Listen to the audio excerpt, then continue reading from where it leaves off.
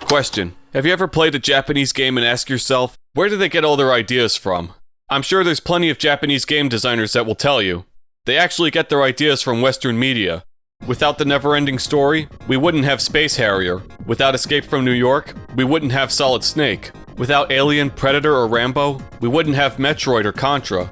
And without Batman, we wouldn't have F-Zero. So how is F-Zero inspired by a comic book series that had absolutely nothing to do with futuristic racing? To answer this, we need to look at the 1989 Batman film directed by Tim Burton. But before that, we need to look at the graphic novels that inspired the movie, The Killing Joke by Alan Moore and Brian Boland, and The Dark Knight Returns by Frank Miller. Now, of course, Batman isn't something I get to talk about a lot on this channel. This game does shit I didn't even think was possible on the Genesis. I'm never gonna stop talking shit about the Batmobile in Arkham Knight. Wait, what? Or just play more Batman, it's not like you need a reason. I know what I said and I'm sticking to it. Shut up. The Killing Joke is still one of my all-time favorite graphic novels ever written. It was, in my opinion, the definitive origin story of the Joker. A story about a stand-up comedian who was disfigured by chemicals when he encountered Batman for the first time. This all happened during one bad day, after he lost his pregnant wife and started getting mixed up with criminals. How all it takes is that one bad day to drive someone over the edge. A recurring theme throughout the novel that is something I think we can all relate to. The Killing Joke was one of the darkest Batman stories ever written. This came out after Frank Miller's The Dark Knight Returns in 1986, which is a story about an aging Bruce Wayne in a dystopian Gotham, coming out of retirement to fight crime once again. It's got a woman with swastikas on her boobs and the Joker kills Conan O'Brien. Sure, you do whatever you want with it. We got a closet full of them. Also a fantastic read. Both novels came out after a time where Batman was considered a Saturday morning superhero. We went from Batman running around with the cartoon bomb, doing the Bat-Tusi, and solving mysteries with Scooby-Doo, to the Joker trying to traumatize Commissioner Gordon with photos of his daughter stripped naked and bleeding from a gunshot wound that left her paralyzed. Now what in the fuck does any of this have to do with F-Zero? We're getting to that, because these novels inspired filmmaker Tim Burton to make the dark and gritty atmosphere of his upcoming Batman movie. The same Tim Burton responsible for Pee-wee's Big Adventure, about 800 Johnny Depp movies, and Beetlejuice to name a few. Nice fucking model! This movie was rated PG, by the way, and people thought Multiverse of Madness was too graphic. The Killing Joke and The Dark Knight Returns helped inspire the tone of Burton's Batman movie in 1989. Even the idea of the Joker falling into a vat of chemicals was lifted straight from The Killing Joke. Of course, the Burton Batman movie was a critical and commercial success. It was the highest-grossing DC film before The Dark Knight in 2008. It was even watched by a Japanese game director on a trip to America, who saw Batman on his last day before his flight back to Japan, and became more than obsessed with Batman soon after. It just so happened that he needed a new idea for a racing game for the small video game company he worked for called Nintendo. His name was Kazunobu Ishin Shimizu, the director of the first F-Zero game. F-Zero was developed by Nintendo's Entertainment Analysis and Development Division, also known as Research and Development 4. It was given to Shigeru Miyamoto as a reward by former Nintendo president Hiroshi Yamauchi after he had proven himself with the success of Donkey Kong and Mario Bros. In the arcades. R&D 4 was one of Nintendo's smallest divisions, but they were the ones responsible for developing Super Mario Bros. And The Legend of Zelda. They quickly became the MVPs of Nintendo, with their team becoming so massive, they had to be restructured, which led to the creation of Nintendo EAD. A notable game they developed with HAL Laboratories was a Famicom Disk System game called Famicom Grand Prix, F1 Race. It was heavily panned by Nintendo of America, who had absolutely no faith in it, and it stayed in Japan because of it. Shimizu was told that the designs for the cars were too bland, so he used the Batmobile as inspiration for his next designs. And since he can't use the actual Batmobile without getting sued out of existence, a blue hovercar would have to suffice. Because animating wheels would be too time-consuming, and it would save memory as well. A pro tip from artist Takaya Imamura, which also set F-Zero apart from every other racing game out there. And with the futuristic superhero comic book aesthetic, F-Zero was born. F-Zero came out on the Super Famicom on November 21st, 1990 in Japan, and it didn't come out in North America until August of 91 when the Super Nintendo finally came over, but Europe had to wait until 92. It was a launch title for both versions of the console, and the Super Nintendo has one of the best console launch libraries of all time, with SimCity, Gradius 3, Pilot Wings, and Super Mario World. This was around the time when the Sega Genesis and the TurboGrafx-16 had already made the original NES look obsolete in comparison. The TurboGrafx did very well in Japan with an 8-bit CPU that ran circles around the previous console generation, but in America it was considered a failure. Only 2.5 million units sold in the United States. The Genesis, however, killed it in America but sold around 3.5 million units in Japan. That's less than half of what the TurboGrafx did in Japan. The Genesis had an edgier marketing campaign, athlete and celebrity endorsements, blood in their games, and a much faster processor in their favor. It was a console meant for older gamers, even if their mascot was this cartoon hedgehog that was made to appeal to children. As for the Super Nintendo, it dominated both Japan and America, and it should, because a lot of my favorite games of all time are Super Nintendo games. The SNES hung around for a while until it was discontinued in 2003. That's 13 years after the Super Famicom's debut, with 49.1 million units sold worldwide. And the bounty hunter, Captain Falcon! F-Zero came bundled with a 7-page comic in the manual, with the title, The Story of Captain Falcon. Since Captain Falcon's origin and biography are still a mystery, that title is very fucking misleading.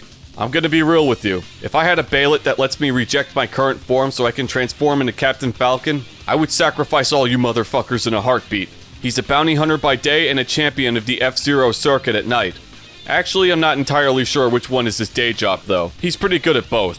The captain is a man's man, an absolute Chad. Women probably name their vibrators after him. And Falcon doesn't discriminate. It doesn't matter if you're human, extraterrestrial, robot Satan, the creators of the universe that dwell within a championship belt, Pikmin, or a small teenager. He's either gonna race you in the name of justice and goodwill, or commit what I like to call justifiable vehicular homicide. If a 13-year-old with psychic powers came after me, I wouldn't hesitate to run the little bastard over too. Most people probably don't even know Captain Falcon from the actual game he's in. He doesn't actually appear in the original F-Zero. He only shows up in text after you beat the Grand Prix mode on Master. He's definitely more famous because of the Super Smash Bros. Games. He's been in every single Smash game, and he's most known for punching people so hard that a falcon made out of fire spawns every time he does it. This punch is also responsible for an anime moment that changed my life forever. I grew like 5 beards that day. Not much is really known about Captain Falcon's past. It was rumored that he was a former police officer who quit the force to become a bounty hunter, which is why he calls himself Captain. In Maximum Velocity, there's a racer named Kent Akechi who pilots the Falcon Mark II and dresses like Falcon. He claims to have the blood of Captain Falcon inside of him, implying that he's his son, but Nintendo never confirmed nor denied any relationship between the two. But Falcon does have a bunch of evil clones that were made out of his blood after a devastating accident during a race. I found you, Faker. Faker? I think you're the fake Falcon around here. I should also point out that GP Legends and Falcon Densets take place in a different continuity than the games before it. The other 3 racers have some neat backstories as well. Samurai Goro is a Japanese American who looks like your typical Reddit moderator. He's another bounty hunter with an axe to grind with Falcon. Falcon captured a bounty that Goro had already called dibs on. That and he lost about 165 races to Falcon. Also, the car he pilots, the Fire Stingray, is believed to be stolen. Pico is a cold-blooded assassin, an ex-military hitman, a racist alien, and the pilot of the Wild Goose. Instead of arresting Pico for being a murderer, Falcon just decides to race him instead. But who am I to question the methods of Port Town's greatest bounty hunter? Do you remember that devastating accident I mentioned earlier? Pico may have been the cause of that accident, and one of the doctors who treated the victims of that accident was Dr. Robert Stewart, a skilled surgeon who races for beautiful women in his Golden Fox. Sorry to all the ugly women out there, your Captain Falcon vibrator will have to suffice. Stewart wears a scarf as a symbol of friendship to someone who is never identified.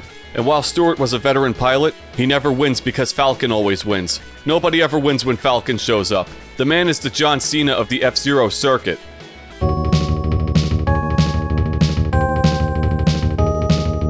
Set in the year 2560, a bunch of billionaires got bored one day and decided to create the most dangerous sport ever invented, the F-Zero Grand Prix. A race where even if your car gets destroyed in a fiery wreck, it still counts if your semi-conscious body crosses the finish line. Look at go! It's a new record! A race consisting of upside-down loops and hairpins at breakneck speeds. a sport that was once protested at first because of how violent and dangerous it became, but it was eventually accepted because everyone saw how hyped the Grand Prix was. These pilots get paid to murder each other. People have died on the F-Zero circuit, like the mighty Gazelle, but he came back to life as a robot to race again because he's either extremely dedicated to the sport or a complete fucking idiot. Hell, one of the pilots is a 200-year-old skeleton that was resurrected by black magic. What have you learned since you died? Living is not all there is to life. When you die, you'll know what I mean. I unironically fuck with this skeleton. He works for Dark Million, which is this underground organization that's canon only in the GP Legends games and anime, led by Black Shadow, who is this wanted career criminal, and according to his GX profile, a cold-blooded king of evil feared by all. Which is bullshit because some robot called Deathborn pretty much owns his entire ass and calls the shots. But in the anime, Deathborn is actually one of his disguises. The continuity between GP Legends and the games before it is fucked beyond repair. Then again, who's playing F-Zero for its story? Black Shadow hates the fact that Captain Falcon keeps arresting his dudes, so he wants to destroy him at the Grand Prix. As for the goal of Dark Million, it's taking over not just the world but the entire universe by using the prize money from winning the Grand Prix to fund their devious, underhanded schemes. I just love the fact that wanted murderers, guys with bounties on their heads, and fugitives from shady organizations can participate in the Grand Prix without being arrested on the spot. F-Zero just grants people diplomatic immunity at the risk of everyone's well-being. Also, according to the wiki, a huge accident is always guaranteed when Black Shadow enters a race. This could mean that he intentionally causes accidents because he's evil, or it's because he sucks as a pilot. Nah, it's because he sucks.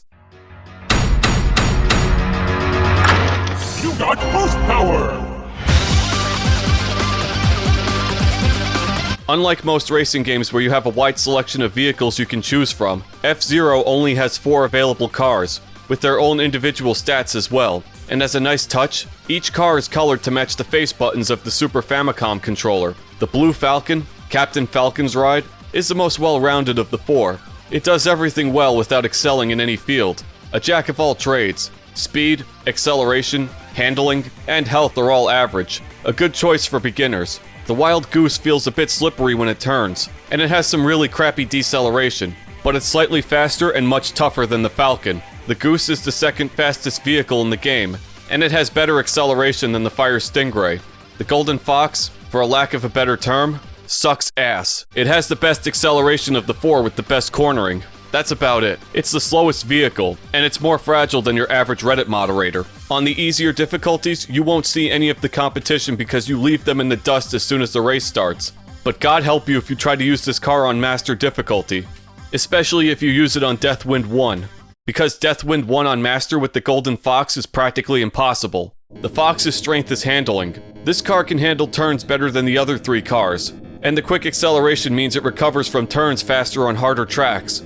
Deathwind 1 is just a simple oval, which puts the Fox at a huge disadvantage. You can't keep up because of your poor speed, and you have the worst boost as well. The wind even pushes you into the wall as soon as the race starts. This car just has no chance in hell. First place is out of the question, and third requires you to basically do a tool-assisted run. Even the Falcon has trouble keeping up. But here's the thing about the Golden Fox that always bugged me. It's the slowest vehicle, but this fucker is always in the lead when you race against it, regardless of what track it is. Even on Deathwind, the Fox can outrun the Blue Falcon at max speed.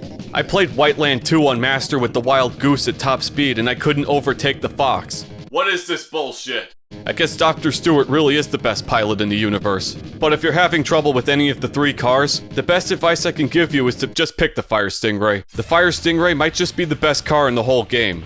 Why pick any other car than this one? The highest speed, the best boost, a body that can survive World War III, and with a little technique called blast tapping, you will barely lose speed when you make a turn. This car has it all except for 2 flaws. The first is the acceleration. It takes forever to get the Stingray up to a decent speed, and you will get passed constantly because of how slow it starts. You can get a boost in speed from the other cars if you get hit from behind. This becomes a necessity when you play on higher difficulties. The second flaw is that it's pink. Regardless, Samurai Goro and Bret Hart are the only ones I know who can make the color pink look badass. They do try to balance it out with the acceleration, and the Stingray's turning is very wide when it hits top speed. Some may argue that the Fire Stingray is still too powerful. We don't listen to those people, because we want to go fast, damn it.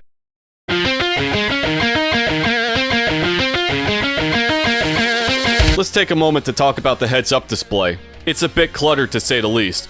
Look at all these fucking numbers. Is this what driving in the future is really like? We got our timer, our speed, our position, your score. That's right, this game has a score. Every time you finish a lap, you get points. You get more points depending on what place you're in when you finish a lap. Get 10,000 and you get an extra life, which is displayed here. Gotta love the little ship icon. These 3 S symbols underneath are super jets. When you finish a lap, you get a super jet. You can hold no more than 3.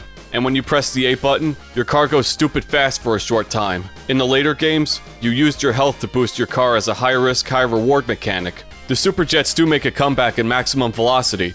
These jets aren't tied to your health, and there's an element of strategy to using them. You can fire one off when you hit a turn that causes you to lose a lot of speed, or use it after you get into an accident to recover, or use them for shortcuts, or stockpile and use them as you see fit, or be a complete dumbass and use them as soon as you get them. You'll notice there's a number that gets smaller with each passing lap. This is the target rank display. This is the main antagonist of F-Zero. If you come in 15th place in the first lap, you continue to the next lap. If you fall below 15, you rank out and lose a life. You also lose a life when your vehicle explodes. Lose all your lives and it's game over. In order to beat each track, you have to finish in 3rd place or higher. There is no medal after bronze or a participation trophy in the F-Zero circuit.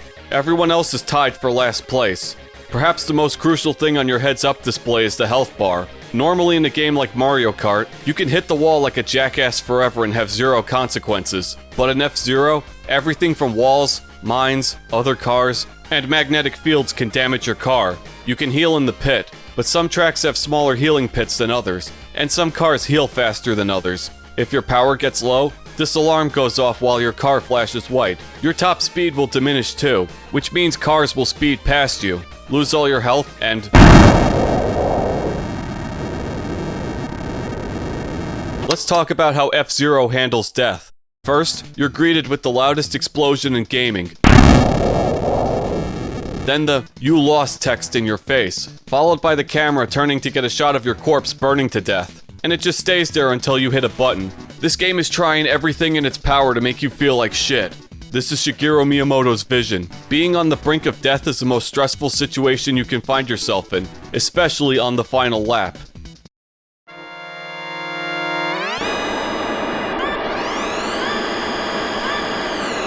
The tracks themselves have a pretty steady difficulty curve. The Night Cup is the best place to start. Each track slowly introduces jumps and boosts, as well as the many hazards you'll face along the way.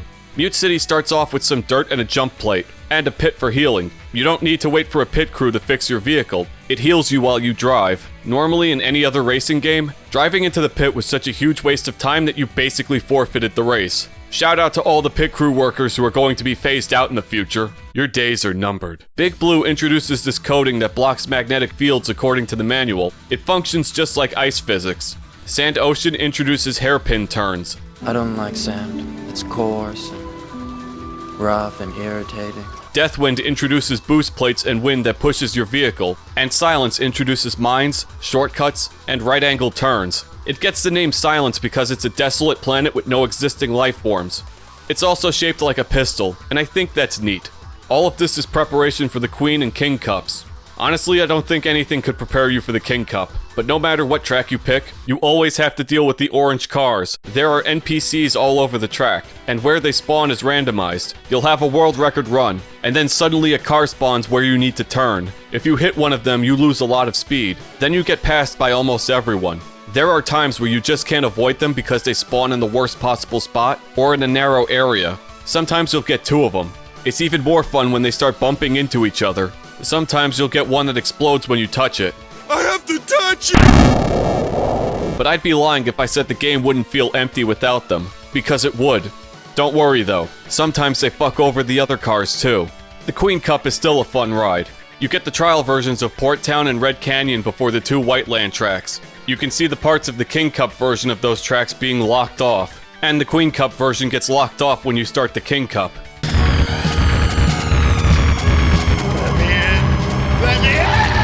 Towards the end of the Queen Cup, you get to play the worst track in the game. You start with 3 hairpins that kill your speed. 3. And one of them has ice physics because Whiteland 2 wasn't hard enough. Then, the jump. I'm gonna make it! I'm gonna make it! This is the greatest thrill of my life! I'm king of the world! Woohoo! Woohoo! This is one of the most notorious jumps in gaming history, the widest gap in the entire game. Imagine finally making it to the final track of the Queen Cup for the very first time and this is what happens to you. The jump itself actually isn't hard at all when you go fast enough. Even the Fire Stingray with its terrible acceleration can make it.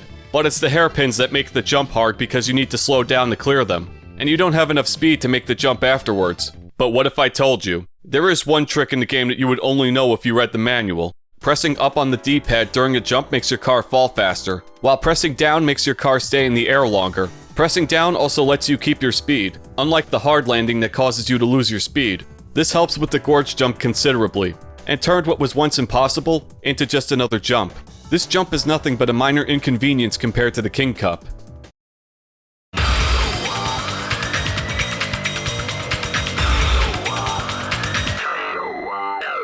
The King Cup is the salty spittoon of the F-Zero Grand Prix. Each track in this cup is designed to push you to your limits. Except Red Canyon, that one's pretty easy. That's the Mercy track. But the King Cup starts off with Mute City 3 in this huge-ass minefield. For fuck's sake, the Grand Prix hasn't even started yet. Deathwind 2 expects you to navigate this entire section around 800 kilometers per hour. How much in American? Which is around 500 miles per hour. It's narrow, tough to corner, and slowing down is an automatic loss. You are just destined to crash into something when you play this track. Surprisingly enough, the Golden Fox does very well on this track. And the Stingray suffers because it goes too fast when it boosts. Port Town has magnets and winding roads, but it also has this jump trick you can do.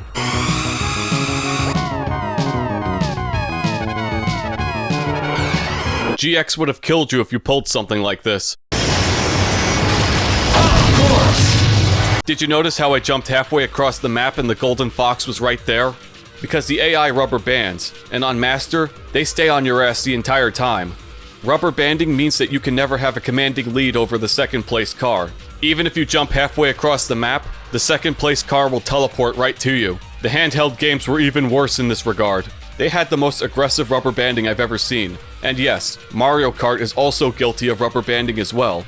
Red Canyon is fun, lots of jumps, and this one big jump with the giant arrow made out of jump plates. I fuck with this. And then it all goes to shit. Allow me to give you some lore on Firefield. It all started when some company ventured to another planet in search of resources. Upon mining, they triggered a volcanic eruption, and engulfed the entire planet in molten hot magma. The F-Zero delegates noticed this ethical and financial disaster and said, you know what would be really cool? If we put a racetrack in the middle of all this lava and shit. And so it was done. Welcome to Firefield, or as I like to call it, Hell. Firefield is, without a doubt, the hardest track in the entire game. No contest. It starts with a minefield, then 5 hairpins, and you know what? It's actually faster and more efficient to just hit the wall instead of clearing each turn. F-Zero is the only racing game I can think of where crashing and totaling your vehicle is a viable strategy. There's a long stretch of Astroglide, there's dirt everywhere, more magnets, and the smallest healing pit at the end. It's also a fork, and you can fall behind if you go in the healing pit. Your health could almost be depleted, and you have to choose whether or not you want to heal and get past, or risk dying to keep your position. And it barely gives you any health back because of how small it is. It's just there to mock you. But at least they put a boost plate here, which can help you retake the lead.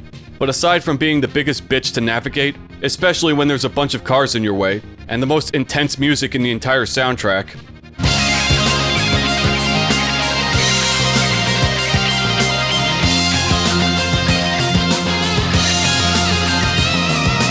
Firefield is also the longest track in the game, and surprisingly enough, the Golden Fox, which I still consider to be the worst car in the game, is a viable option for Firefield. And the Stingray is probably the worst car for Firefield because of the poor acceleration. The Falcon is probably the best car because, like I said earlier, Falcon always wins. Despite all the sprites, effects, and high speeds, F-Zero hardly ever drops a frame. The Super Nintendo starts to struggle only when the tracks start to get extremely cluttered. But other than that, it's a very stable game. The track itself is actually one giant background texture generated by the Super Nintendo's 7th graphical mode. Mode 7. While Mode 0 through 6 would be used for sprites, foreground and backgrounds, Mode 7 could rotate and scale a background layer. Some notable examples are the overworld maps from RPGs like Final Fantasy 4 through 6, Bowser in Super Mario World, Ridley in Super Metroid, and the worst stages from Contra 3. In order to give F-Zero the look of a 3D racing game, the 7th layer is used for the actual racetrack while your car stays in the same position for the whole game. Your car doesn't move, the track moves instead of you, and they designed the track to rotate differently depending on what vehicle you choose. They couldn't figure out how to make hills and bumps, or undulations, so all the tracks are flat. What always fascinated me is how they compensated for no hills or objects in the background, by having each racetrack elevated in the sky, so the cities are thousands of miles below you. Just imagine you're at work and suddenly one of the vehicles falls off the tracks and collides with your office building. That's gotta be one hell of a lawsuit, and this game also uses 5 channels of sound for its music. Just like that other video game I reviewed a few years ago, my entire channel is being carried single-handedly on the shoulders of one man. Godspeed, you beautiful bastard. The other 3 sound channels are used for engine noises and other sounds. You can hear the other cars in stereo, even when there's one right behind you.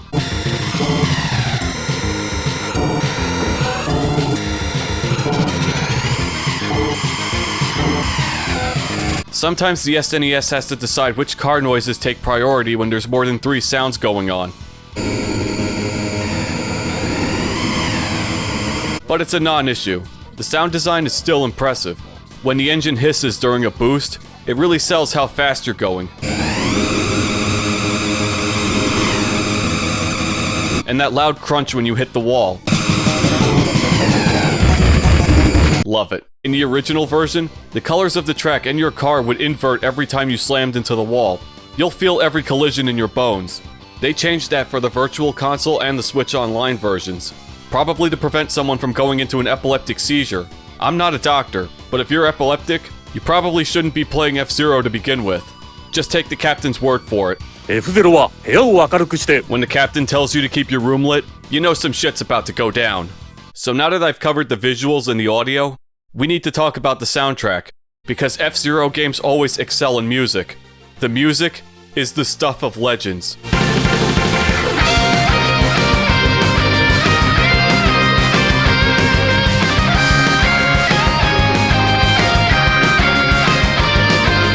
Yumiko Kanki did the bulk of the F-Zero soundtrack, while Naoto Ishida did Big Blue and the Victory Lap music. Kanki is responsible for writing some of the most iconic and memorable music in the entire series. Port Town, Firefield, the 6/4 percussive feel of Sand Ocean, the chill as fuck menu music, and the most obvious one, Mute City. Do you have any idea how many different versions and remixes of Mute City exist in this world? Here's all of them at once. Smash Bros. Alone has 4 different versions of this song. That should tell you everything you need to know about Mute City. And Big Blue by Ishida is on the exact same level. An absolute fucking banger that might just be the best song in the whole game.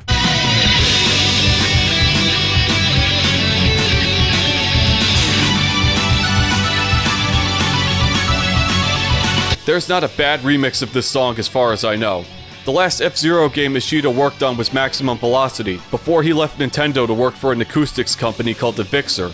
Kanki worked on a few more Super Famicom games, including the almost never released Star Fox 2. Not much is really known about her or what she's up to lately. A bunch of sources claim that she worked on Maximum Velocity, but her name isn't in the credits, so that may be false information for all I know. I also have to mention Yukio Kaneoka.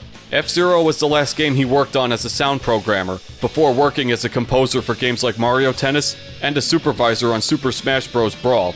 I can't find any information about how involved he was in F-Zero's development, or the status of his involvement with Nintendo as of late. Leave a comment if you have any findings. I should also mention that there's even a jazz album of arranged F-Zero music.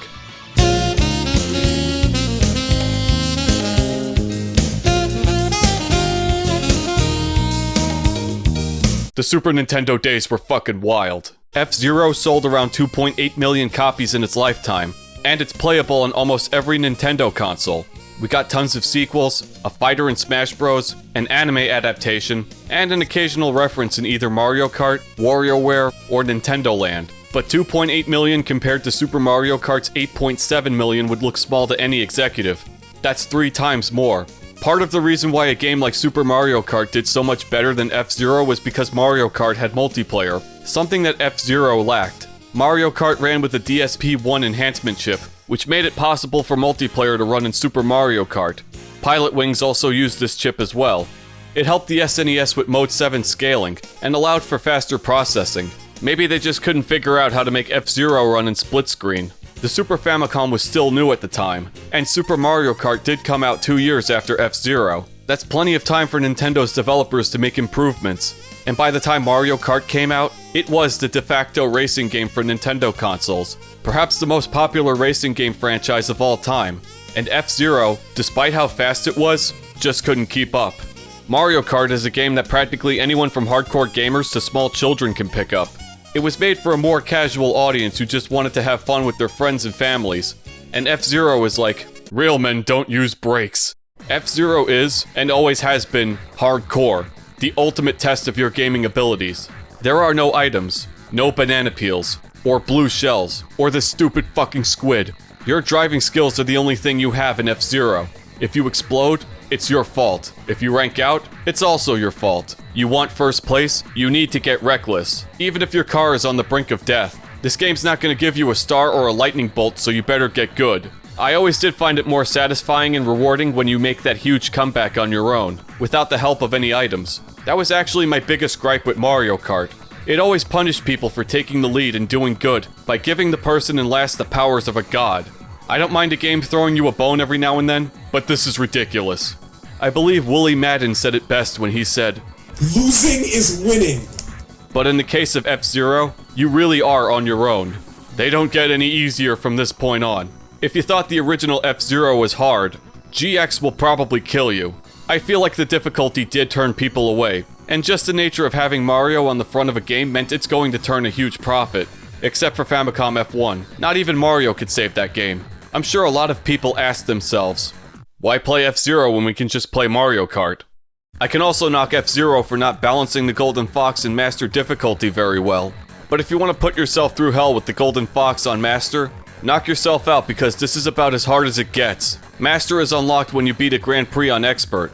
Cars move way faster, and the rubber banding is hilarious. One single mistake meant your entire run is fucked. And you don't unlock anything by beating a cup on Master, but you get this message from the captain letting you know that you are officially an F-Zero Master.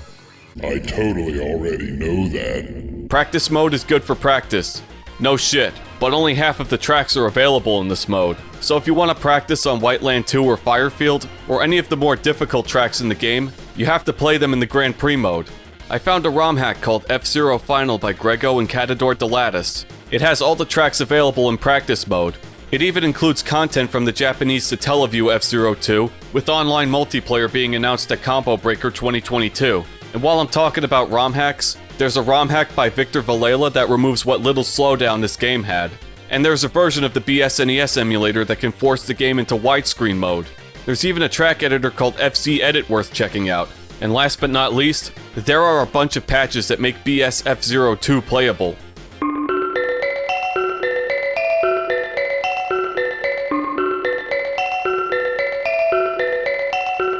That's right, there is a sequel that came out before F-Zero X for the broadcast Satellaview in Japan. The Satellaview was this Nintendo service that used a satellite to transmit games and events to a Super Famicom through a modem. It was discontinued after 5 years and was exclusive to Japan. There is a dedicated effort to finding these lost and forgotten games for the system. There's a continuation of A Link to the Past called The Ancient Stone Tablets, as well as a remake of the original Zelda, a side story to Chrono Trigger called Radical Dreamers, and the broadcast Satellaview F-Zero Grand Prix 1 and 2. There are 5 more F-Zero tracks that have yet to be found. Some fans even put up a $5,000 bounty for anyone who could find these lost tracks. bs-fzero was supposed to be a sequel to the original F-Zero with 4 new vehicles. The first one had you race a ghost for a limited time, and added a bunch of old and new tracks that changed weekly. The second game introduced a new cup with Mute City 4 and a Grand Prix mode. Both games were just more F-Zero for the most part, and there's nothing wrong with having more F-Zero. They both added much harder tracks as well, but they felt more like ROM hacks than proper sequels. But if you are looking for a new challenge, definitely check out the bs-fzero games.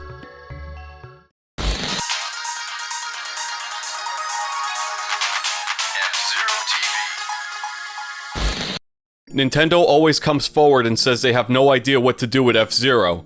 While it does hurt me to see them throwing new gimmicks and whatever at the latest Mario Kart, like gliders, motorcycles, or those electromagnets that Crash Nitro Kart already did years ago, the truth is that F-Zero became a commercial failure. The games just didn't meet Nintendo's sales expectations, with the latest home version, F-Zero GX, selling only 1.5 million copies.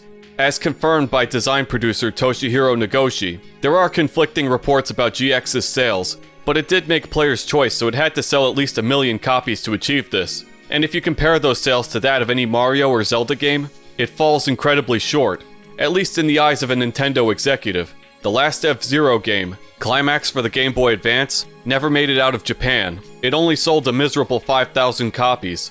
That's just heartbreaking. It's not like these games were terrible. They're fantastic, and the original was far from a failure. The F-Zero speedruns are some of the most entertaining runs you can watch. You have to watch Crazy Game Nerd play GX at Awesome Games Done Quick if you haven't. Shit is legendary. So, are we shift boosting on the final lap again? Please don't. Each game was technically impressive, and pushed all of Nintendo's hardware to its limits. It felt like each game was a console generation ahead of the system they were on. F-Zero X is one of the few Nintendo 64 games that actually runs at 60 frames per second, while a ton of N64 games couldn't even hit a stable 30. If you can run GX in Dolphin and upscale it, GX doesn't even look like a GameCube game at all. Just imagine if there was an F-Zero on the Switch. It would definitely be the best looking game on the Switch, with online play, and with a car and track editor similar to the N64 disk drive version of X. It can be a showcase for how powerful the Switch can be. I don't care about having gimmicks or items or any kind of game-changing innovations. Hell, Electronic Arts and 2K have been releasing the same game for years, and the only difference is the number on the front. One guy was crazy enough to spend over 5 million yen on Nintendo stock so he can ask Nintendo's president directly for a new F-Zero. That's about $40,000 USD. We haven't seen a new F-Zero in almost 20 years now. I'll even settle for a remaster of GX with online play. And while the prospect of a brand spanking new HD edition would be neat, I'm fine with letting this franchise rest with the legacy it has. Captain Falcon and the F-Zero crew have earned it. And if you still need that anti-gravity racing fix, you can always play games like Wipeout, Redout, Fast Racing Neo, Pacer, and the currently in development Aero GPX, which looks amazing. There isn't a single bad F-Zero game in the entire series. Not many video game franchises can boast that, and I'm totally fine if things stayed that way. Now excuse me while I kiss the sky.